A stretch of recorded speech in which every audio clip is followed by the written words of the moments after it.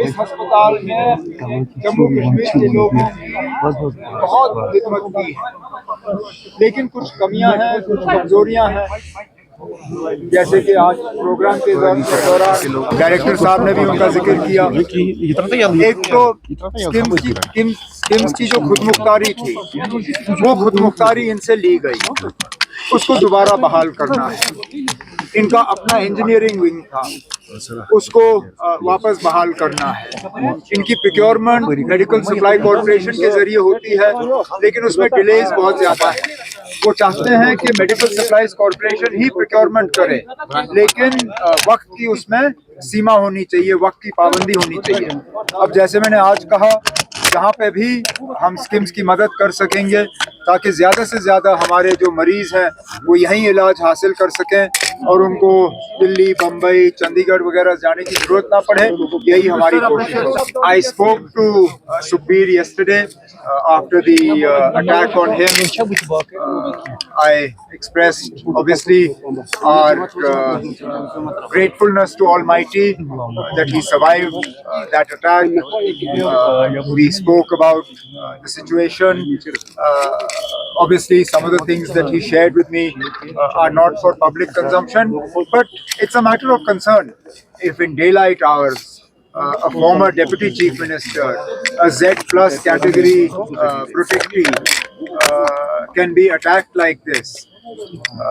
Obviously, this needs to be looked at. Why is this? How did this happen? And to ensure that it doesn't happen in the future. Because let's not forget, not long ago, Punjab went through a very difficult phase in the 80s and early 90s. And God forbid we see something like that again. कई सारे और भी dates हैं जो sir मालूम है, कई सारे और भी डेट्स हैं, लेकिन हमें फिलहाल बड़ी लड़ाई लड़नी है और वो लड़ाई जम्मू कश्मीर को दोबारा रियासत का दर्जा हासिल हो, हमें वो लड़ाई लड़नी है। हम उम्मीद करते हैं कि वज़ीर आज़म साहब ने जो जम्मू कश्मीर के लोगों के साथ वादा किया, हमारे साथ नहीं, जम्मू कश्मीर के आवाम के साथ, पार्लियामेंट इलेक्शन के दौरान और उसके बाद इलेक्शन, असेंबली इलेक्शन के दौरान, इन दोनों इंतखाबात में जम्मू कश्मीर के लोगों ने बढ़ चढ़ के हिस्सा लिया। कहीं पे भी शिकायत नहीं आई कि उनको मजबूरन पोलिंग बूथ में लेके उनसे वोट डलवाए गए। अपनी मर्जी से गए, उन्होंने इस इलेक्शन को कामयाब किया इस उम्मीद के साथ कि उनके साथ जो वादे किए गए, बिलखसूस रियासत का दर्जा वापस मिलने का, वो हमें वापस मिलेगा।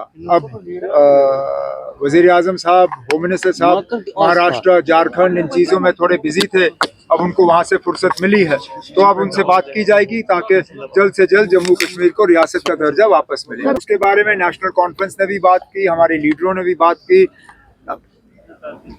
इस मुल्क में हर किसी मजहब के लोगों को रहने की खुली छूट है। हमारे आईन में एक लफ्ज है सेक्युलर, राइट।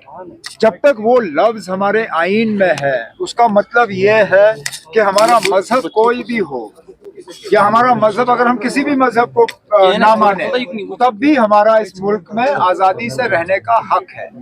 अब ये क्यों एक सोची समझी साजिश के तहत हमारे दरगाहों को, हमारी मस्जिदों को टारगेट करने की कोशिश की जा रही है? मैंने बार बार ये कहा है, ठीक है ना, आप कहते हो आप मुसलमानों को अपीज नहीं करोगे, मत करिए अपीज, हम अपीजमेंट नहीं मांगते, लेकिन अपीजमेंट ना करने का मतलब ये नहीं है कि आप हमें निशाना बनाइए। Don't target us in the name of not appeasing us. Don't victimize us. Going after our mosques, going after our shrines, going after our way of practicing our religion, you are victimizing us. And this is not the India that Jammu and Kashmir was a part of. This is not the India our founding fathers envisaged. This is not the India that has the word secular in its constitution. जब तक है इसको secular रखिए, अगर नहीं रखना है तो चलिए ना, आप पार्लियामेंट से अगर इसको निकाल सकते हैं निकालिए, फिर क्या है।